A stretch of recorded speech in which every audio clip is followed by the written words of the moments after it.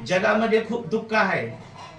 कारण गौतम बुद्ध काय म्हणतात, आज आपण काय होतो, आज आपल्याला जगण्याचा अधिकार, आज आपण एवढ्या घाणीत आणि एवढ्या ह्याच्यामध्ये होतो, पण आपल्या जीवनाचं सोनं बाबासाहेबांना केलं. आज बाबासाहेबांना आपल्याला धम्म दिला. कारण बाबासाहेब आपण काय करतो, जयंती करतो, बाबासाहेबांचे आज पुतळे आहेत, विहार आहे, पण बाबासाहेब म्हणतात तुम्ही मला पूजण्यापेक्षा मी विचार दिला, धम्म दिला. आज आपण बुद्धाला वंदन करतो, बुद्धाला वंदन करतो. म्हणजे आपण इथं मेणबत्ती अगरबत्ती लावली, एवढ्यावरच बुद्ध कळाले का आपल्याला? बुद्ध कळाले का? होय मावशी, कळाले का? बुद्ध म्हणजे आचरण केलं पाहिजे आणि त्या मार्गाने चाललं पाहिजे.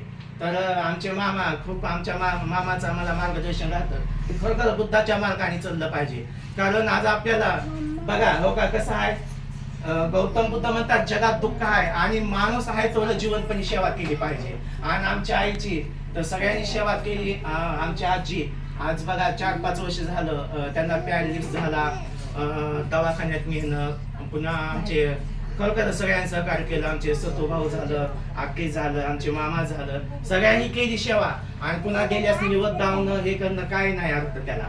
कारण आज बघा, कारण ज्या गौतम बुद्ध म्हणतात जिवंतपणे आहे तर सेवा करा, पुन्हा गेल्यास काय नाही, गेल्यास काही काय अर्थ नाही.